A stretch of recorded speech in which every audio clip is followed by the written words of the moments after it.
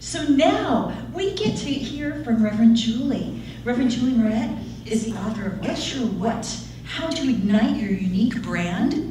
And the books are for sale here after service.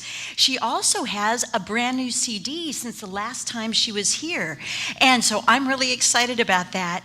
The Reverend Julie holds degrees in a wide range of healing modalities, including psychology and Neuro Linguistic Programming, which is part of the CD whole experience. And so I know for me that's really wonderful to have that going, whether it's in the car or whatever.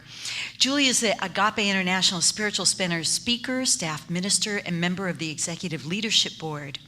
She's also been on TED Talks, and her TED Talk, if you want to YouTube that, is How to Clarify Your Uniqueness and Live a Life That Matters. I think that's sounds really good. If you're going to be on TV or on computer, might as well have it be the good stuff, right? So would you help me welcome Reverend Julie, please? Thank you. Thank you. I'm so happy to be back with you all. It is crowded in here. Do you get that? Do you get just how crowded it is? I mean, for real? If you consider that every single one of you has shown up with the presence of those that you have loved who are no longer physically around, their presence is with you now, always. The presence of your ancestors, those that walked before you, all huddled around you right now, so curious, so excited to see how the heck are you going to evolve the family line forward. The presence of your angels and your guides and your guardians. And since we're all energy anyway, the presence of those that you love that still have physical bodies with you now, whether they're in the room or not. It's crowded in here. And you've got this whole team all huddled around you in this moment. See if you can feel them. They're all huddled around you right now saying, grow, grow, grow. This is an opportunity. This is a moment. This is a chance to evolve, to heal, to nurture, to change, to do whatever it takes to dream your way home. What does that mean, dream your way home? It means you will not be able to solve the challenges you face at the level of the conscious mind. Because the conscious mind is governed by the ego, and the ego will suck you down a crooked, windy path to nowhere every single time. The ego says, act humble so they like you and don't think you're arrogant. The ego says, no, act arrogant. Then they'll think you're powerful and they won't mess with you. The ego says, don't act powerful, that'll threaten them. Act like a victim. Then they'll rescue you, they'll give you specialness and attention. The ego says, no, definitely at all costs avoid specialness and attention because it'll make you stand out, and if you stand out, you could get hurt.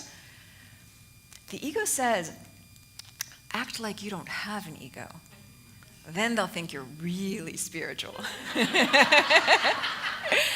ego will toss you and turn you round and round till you finally crumple over, calling out, I don't know who I am, it's too much, I give up.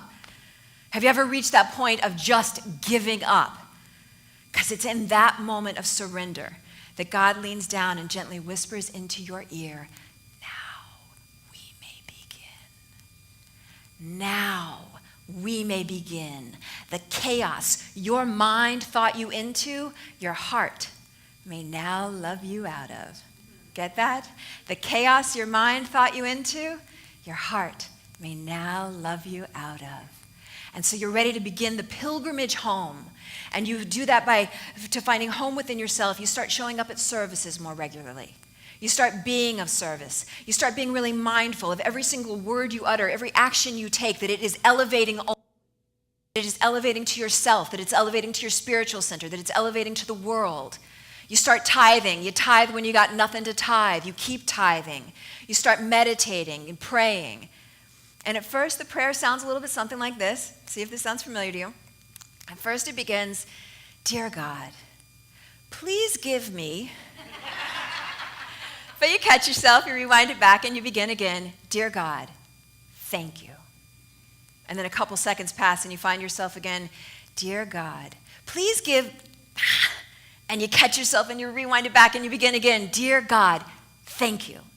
And then a few more seconds pass and you find yourself, dear God, please, please, all the wants and the needs and the longings and the cravings and the addictions and the seductions, please, please, please fix me, heal me, cure me, save me, make it all better, God, please. But you are learning a thing, are you not? You're beginning to understand spiritual principle, spiritual law, and you know at this point that gratitude, your gratitude is the great activator. So you stop yourself and you rewind it back and you begin again, dear God, thank you. Thank you. In fact, let's do that together if you will. Just say thank you. It's like getting a motor started. Thank you, thank you, thank you, thank you, thank you. Look around at these walls. Thank you, thank you, thank you. There's a place for you, a center to come to. Thank you, thank you, thank you. Thank you to your body. It's like opening up all the electrical circuits. Thank you, thank you, thank you, thank you, thank you, thank you, thank you. Thank you for my arms and my legs and my nose and my toes and my liver and my lungs. And thank you for all the different parts that I have. And if you're missing a couple, thank you for the parts that I don't have. It's about being grateful for every single thing that makes you you. Thank you even for the stuff that is lumpy or bumpy or crooked or misshapen. Thank you. Thank you. If the only thing we did today was get together and say thank you, it would be enough. I mean, literally, if we all just showed up, Facebook Live, tuned in, and went 1, 2, 3, thank you. And then pass, that was pretty good. Let's do that again. 1, 2, 3. Thank you. That was really cool. And then pass the basket, it would be enough. But I drove up kind of a long way, and I have a few more things to say, so if you're cool, we'll keep rolling.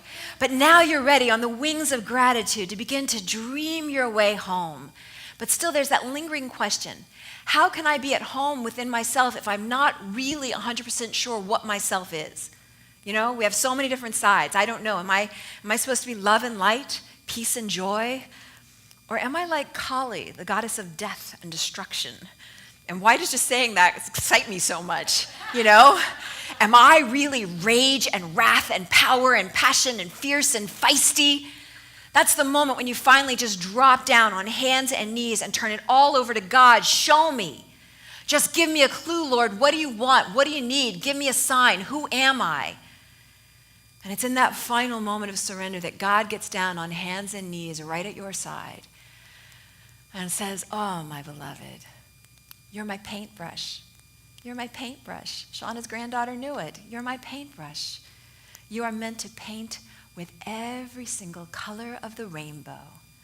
So you pull out your multicolored God paint set and you get to work dreaming your way home. And the first step in dreaming your way home is to remember, how do you dream? How do you individually, uniquely dream? When I was a little kid, it's how you connect in with spirit, with source. When I was little, I can remember running down the hallway at night, jumping in bed, couldn't wait for bedtime, because for me that was takeoff. That was my takeoff moment. I would astral travel. I could feel myself rising up above my body. I could see the silver cord connecting me with my body down in bed, and I was out of there, soaring above the nighttime trees with the cool, fresh air on my cheeks. And you did that too. Might have been in a different way, but we all had that first organic way of connecting in with source. It's the child that sits and plays a concerto, sings an aria, dances, sculpts, paints, talks to the moon, hugs the trees, kind of stares at the clouds. We all have that go-to way of connecting with source, and oftentimes it remains a go-to way throughout the course of our lives. To this day, I wake up every morning, I go downstairs, I make breakfasts and lunches, I send everybody off, and then I am up getting ready to go to work. I march myself right back upstairs, I plop myself right back down in bed, and it is takeoff time. Mind you, when my husband first started seeing me do this, he was like, why are you back in bed? You know, get up, you got things to do. Why are you in bed? But you have to be really protective of your sacred spiritual practice, the way that you commune with source. So I would be laying there in bed, working, and my husband would start walking around the bedroom, futzing around. I'd be like, hey, I'm working here. Move it along, move it along. Could you toss another blankie on me before you head out? That kind of thing. So that's the beginning part. You got to remember, how do you dream? And a lot of times the way that you connect in with source is also connected with the gift you came here to give the world. I had a period of years, my parents would probably call them the concerning years. I would imagine some of you had some concerning years. Somebody is probably in a concerning year right now, and if that is the case, lean in, because that's why you have this gorgeous spiritual center, to hold you, right? So I've probably had a few different sets of concerning years, but in one in particular set of my concerning years, I started studying weird stuff. Hypnosis, Neuro Linguistic Programming, rebirthing, hands-on energy healing. And I wasn't just dabbling in this stuff. I went all the way. I was becoming a trainer of trainers in these fields. And I didn't even know why. I just felt like I had to. That's called a breadcrumb. We'll get back to that in a minute. What I realized is there was a part of me that needed to understand the science and the tools back of stuff I naturally did as a 5-year-old when I would run for bedtime at night. And then the next breadcrumb that happened is that I began to understand that your brain has 3 layers to it. You've got the conscious mind, metaphorically speaking, the critical faculty is the midband, and then your subconscious mind. When you engage in those kinds of engrossing behaviors that are the ones that help you connect in with Source, it's the singing, dancing, sculpting, painting, writing, walks in nature, meditation, yoga, working out, when you engage in those kinds of behaviors, and I'll say a little more about them in a minute, what happens is you become relaxed enough that you're actually able to slip through that top layer of your brain, the conscious mind, which is the ego, everything you're aware of. And as you continue engaging in those behaviors, you can then continue slipping all the way into the midband, the critical faculty. The critical faculty of your brain is kind of like the yenta of your mind. It's always judging and assessing and analyzing, evaluating. It's always got something to say about something, like yada, yada, yada, yada, yada. But as you keep on engaging in those engrossing behaviors, what happens is you're able to sink all the way down now into your subconscious mind. Your subconscious mind is the control center for your entire being. This is where your whole team hangs out. It's like the Starbucks of your body. It's where your angels and your guides and your guardians and your loved ones, they're all hanging out in your subconscious mind just waiting for you to activate them, waiting for you to give them a charge. This is the spot where you get to weave the seeds of your heart's greatest desire into the unadulterated fertile soil of pure spirit. Your subconscious mind is the spot. When you do those activities and you can get down in there and communicate directly with it, you get to weave the seeds of your heart's greatest desire into the unadulterated fertile soil of pure spirit. I want to share a little bit about what I had to say in my book, What's Your What, on this, because it's such a crucial first step. So I said about these activating behaviors, recall a time in your life when you became so engrossed in something that hours passed like minutes. Recall a time when you no longer cared about getting to the end of a task because the doing was so utterly delicious. List the activities in which you enjoy the highest level of absorption and create time in your weekly schedule, even daily. Even if it's just 2 minutes, singing in the shower, dancing in your bedroom, journaling in the morning or at night. A little bit goes a long way. And notice what happens. Notice shifts, notice openings. You will probably find that other things need to take a back seat so you can get more of these flow-inducing activities into your weekly calendar. And as more flow enters in the form of these absorbing tasks, you will invariably notice your life shifts now. It becomes fresh and new, and you find more aliveness, and your life experiences recalibrate. They have to recalibrate to meet you at your newly elevated state of creative radiance. So what does that mean? It means that it is our job to figure out, to do whatever it takes to schedule these spirit connecting, creativity connecting activities into your daily life. And so as you do that, you begin by remembering how you dream, how do you connect in with Source. And then you start to have lenses that can see the breadcrumbs laying themselves out before you. Breadcrumbs are when you feel that impulse to do something. So after I learned all these tools and the science behind things I naturally did as a 5-year-old, the next impulse I had was to create a business around it, a coaching practice. Again, I had no idea why I was doing it. It wasn't what I wanted to do when I grew up, but I had this impulse. So take a moment right now and scan your life and notice, where are there breadcrumbs? Where are there something that's laid itself out before you? We all have them. That's kind of like, I got to do that. I got to take that class. I got to Google that. I got to send that text. I got to call that person. I got to read that book. I got to get that CD. I got to, whatever it is. And if you're not, and now, and if you see one, if you're aware of one that's in you, become grateful for it. If you're not aware of one, be grateful anyway, because the steps are there. We're going to keep working on it so they become more and more visible for you. So wash it over with the gratitude that we started with, because your gratitude is God code for thanking you, Lord, for loving me enough to still show up for me. Thank you for loving me enough to still guide my way step by step, and more, please.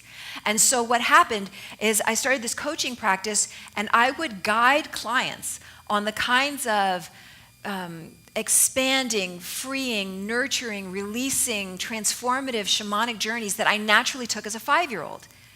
I got to play and get paid for it, and I would make a CD of the sessions so that clients would have something to work with and expand with and deepen with in between client sessions. Now, this is the kicker part.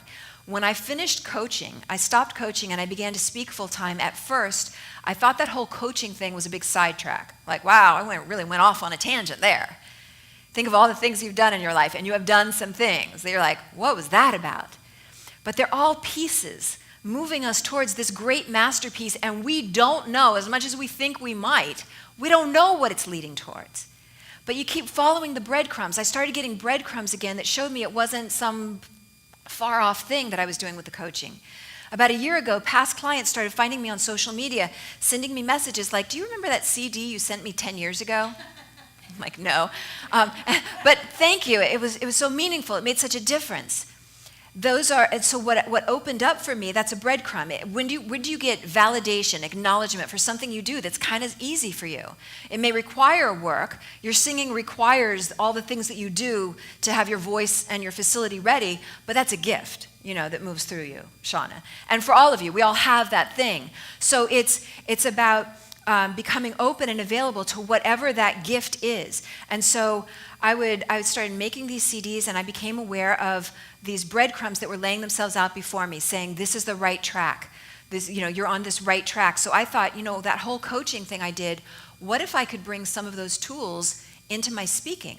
What if it wasn't one-on-one anymore, but a lot of times I'm up in front of thousands and thousands of people?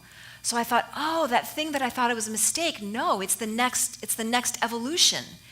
And then I got another breadcrumb, more like a loaf of bread, from this network newscaster that I used to coach 100 years ago. He sent me a message a few months back, and all it said was, wanted to download some of your relaxation CDs online, but couldn't find you on Amazon or CD or Babies or iTunes. You should be there.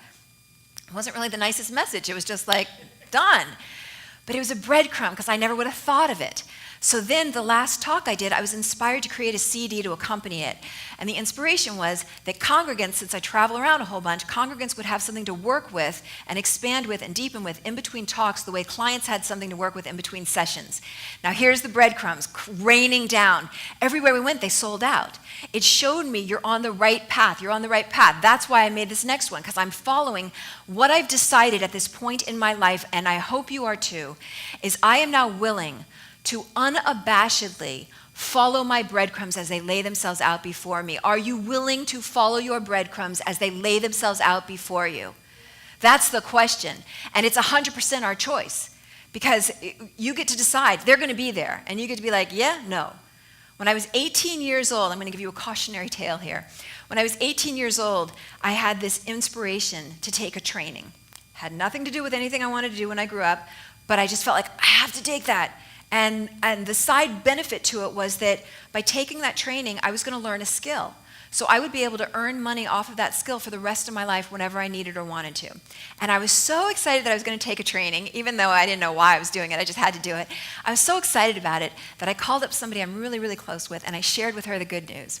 And I shared with her, I'm taking this training for the rest of my life. I will recall the inflection in her voice as she said, really? Really? And it was just enough to rock me, because it was new. It was like a new baby. It was fragile. And I didn't take the training. Now, nothing is ever lost in this life. Your life will continue looping back around your opportunities over and over again, waiting for your readiness. Sometimes in the same format, sometimes in a different. I did get around to taking the training 15 years later, similar one. But what it meant is, because I wasn't taking the steps as God was guiding them, I didn't take the steps in orders. It meant that I had a period of time where I struggled financially. I didn't know where my money was coming from. I very frequently felt my survival was at stake. So that's my cautionary tale to you. Don't let 15 years pass you by. Don't let 10 years or 5 years or 2 years or even 2 minutes, when your breadcrumbs lay themselves out before you, pounce on them, seize them, devour them whole. Yes? Yes? Absolutely. So you remember how to dream your way home by remembering how do you connect in with spirit. And then you start to follow the breadcrumbs as they lay themselves out before you. Then the next step is to dream yourself awake. It is so easy to be like the walking dead in our culture. So unplugged, or more likely overplugged, plugged into so many screens that it's easy to get numbed out to what's happening in the world, right? That's when you got to just pull out your multicolored God paint set. And you pull out the bloody red paints and the burnt oranges and the brilliant yellows and the dark ebony blacks, and you have to cause yourself, as the reading was stating, you have to cause yourself to care, to cause yourself to feel. That's when you start to paint. You paint your rage, you paint your conviction, you paint your passion, you paint for those who can't paint. You paint for the shed and the unshed tears, and you keep on painting. You paint until your fingers bleed and your back aches, and you paint until every single child has food in their belly, until every woman's body is safe and spirit is free, until every man lives with dignity and opportunity, and you keep on painting until you have dreamed yourself awake to what is happening in our world, until you've dreamed yourself awake to what is happening under your own roof. This is the moment when you decide to be witness, not victim, but witness to the injustices in the world. Eckhart Tolle says it's like awakening to the collective nightmare of normal human existence. Our modern day normal is nuts. Our modern day normal is crazy. I'm going to tell you something. It's about your soul. It's about what you cannot stomach 1 second more. And we all have that spot, that place inside. That place that got harmed, that place that got hurt, that is like a raw open wound when touched in just a certain way.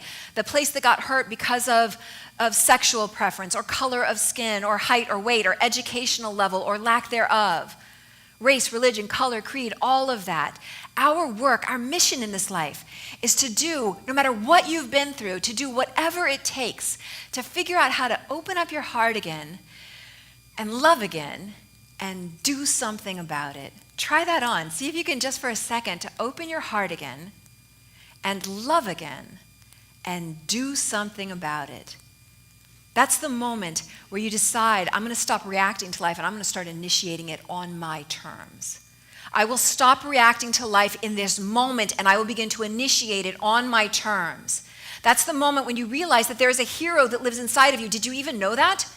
They're in the Starbucks. They're in the subconscious mind. The hero lives inside of you, and it is just waiting for your activation. It is waiting for the moment that you will hear it and let it be, and it will rise up inside of you. See if you can allow it to rise up inside of you even in this moment and say, I will be a stand for those that are limping. There's a part of you that wants to do that. I will be a stand for the places inside of myself that are wanting and crippled. I will be a stand for the dream that lives inside of my soul, and the dream we're talking about is not some airy-fairy little thing. Reverend Dr. Martin Luther King Jr. had a dream. Mahatma Gandhi had a dream. We're not talking about a new age little airy-fairy thing here. The dream that lives inside of you, that was placed purposefully inside of you, is a mandate on your soul as necessary as breath, that you figure out what the heck it is and you spend your days giving it away. That dream that lives inside of you, it's that dream that says, I must be everything I came here to be. How many times do you think somebody came up to Reverend Dr. Martin Luther King Jr. and said, you want to do what? Really?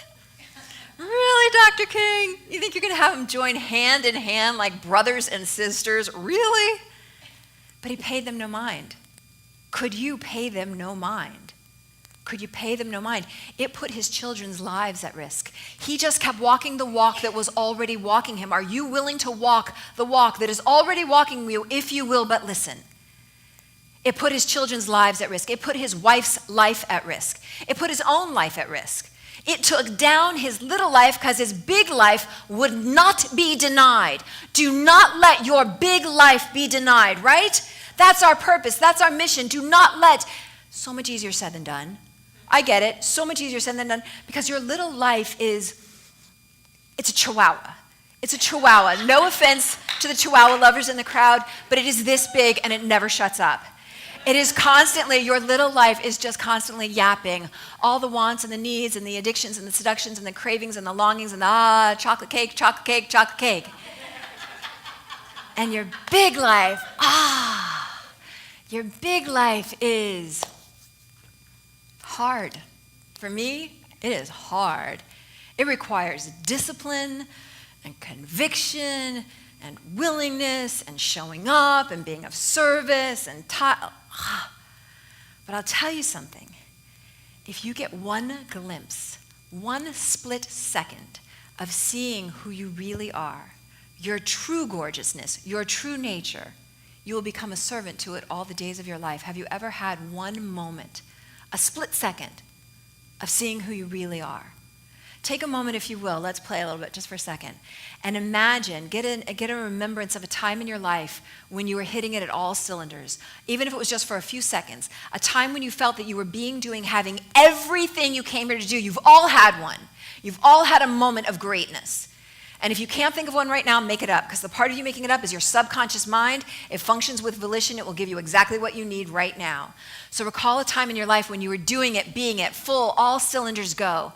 Taking a full deep breath, get that image bright and clear, and hold that breath and hold that breath. And when I count to 3 at the sound of my hands clapping, magnify it tenfold, and 1 and 2 and 3.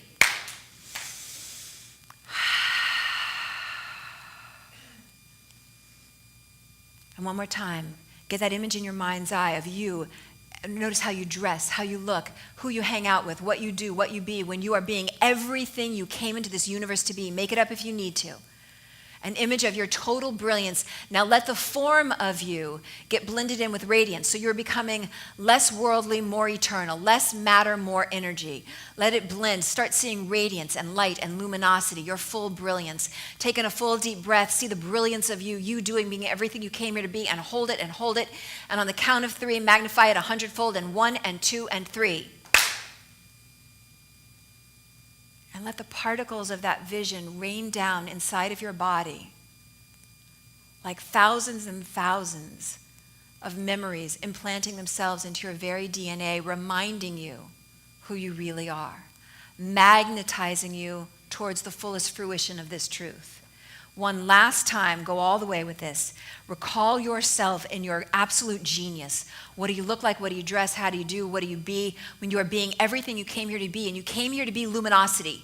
You came here to be brilliance. You came here to be radiance. So all you see is light right now, just brilliant radiance, brilliant light, brilliant luminosity. Taking a full deep breath and hold it and hold it. And when I count to 3, magnify it 1,000-fold, and 1 and 2 and 3. Trillions of light particles. Sparkly, brilliant light particles raining down all throughout your body. Remembrances, new DNA, remembrances of who you are. And just take a couple of relaxed, comfortable breaths. You can allow your eyes to open. That's what it comes down to. You dream your way home by remembering, how do you dream? How do you personally dream? How do you link in with source? What works for you?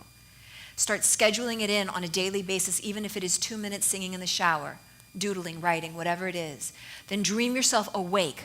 Wake up. Be active, participate, give, share, serve, tithe, whatever it takes. And then the final step, the last step, is celebrate.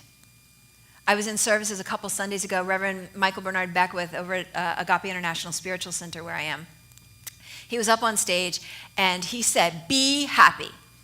And I thought, not now. He said, "Be happy." I thought, not now. Wrong time of month. I can be happy next week. This week, no can do. And then he said, no matter what you are currently going through, you can choose to be happy. And I thought to myself, clearly, you are not now, nor have you ever been, a woman. But I decided I was going to play along. So he's up there speaking, and I began, in my household, the road to happiness comes via the pits, the armpits, tickling my son's armpits. So he's speaking, and I started to imagine tickling my son's armpits. And this is what happened automatically. I got a smile across my face. I started to feel a little bubble of joy. Then the choir got up and they started singing. And so I stood up and I started singing and I'm clapping and I thought, I'm going to amplify this. I'm going to see how far I can go in changing my emotional state, altering my state of consciousness just with my mind. So I'm up there and I keep imagining, like if you have kids or you've got pets, that moment when they see you want to play. You know, in my house it's tickling the pits, but that moment when they see you're ready, you're going to go, and they light up. So I'm imagining like playing with my kid, tickling his pits, and I'm just thinking like, tickle his pits, tickle his pits, tickle his pits, tickle my pits, tickle my pits. And the choir's going. And then I open my eyes. This is so embarrassing to share. I open my eyes and I notice that Don, the cameraman, has the camera for the live stream right on me. And I am not clear whether or not I was actually singing Tickle My Pits. I don't know if I was doing a pit tickling gesture. All I know, as silly as that sounds, is that I felt happy. A little embarrassed, but happy. I had a habit of miserable at a certain time, but I made a choice for happy. What if you made a habit of happy? What if you made a habit of prosperity, a habit of success, a habit of life, a habit of moving and growing and thriving? That's what we get to do. In the end, it comes down to 3 simple steps: initiate, activate, celebrate. Initiate. Remember, how do you connect in with Spirit? You are in an intimate relationship with God. How are you doing with that? Are you loving? Are you kind? Are you respectful? Or are you two-timing God with greed and envy? Are you a good listener? Do you and God need to have a little couples counseling? Activate. Do whatever it takes. Wake up, serve, share, tithe, participate. Do whatever it takes so that when you leave this earth, you leave a mark that matters. So when your carcass is gone, you leave a mark that matters where you once stood. And it could be the simplest thing, like just smiling somebody on your way out. And then finally, celebrate. Be happy. Decide to be happy. If it means you got to walk around pretending like you're tickling somebody's pits, so be it. Whatever it takes to bring joy back into your heart. There is an omnipresent river of happiness, a river of happiness that exists always inside of you. And that's a big statement to make, because we go through some things. Some of us are in things right now, and yet and still, there is an omnipresent, present always, river of happiness that exists inside of you as deep as the deepest artery. Find it and ride it all the way home. You are Dorothy in The Wizard of Oz. It has always only ever been 3 clicks of your heels and you are home. Initiate, activate, and celebrate. Yes? Yes. Many blessings to you. So good to be back with you. Thank you.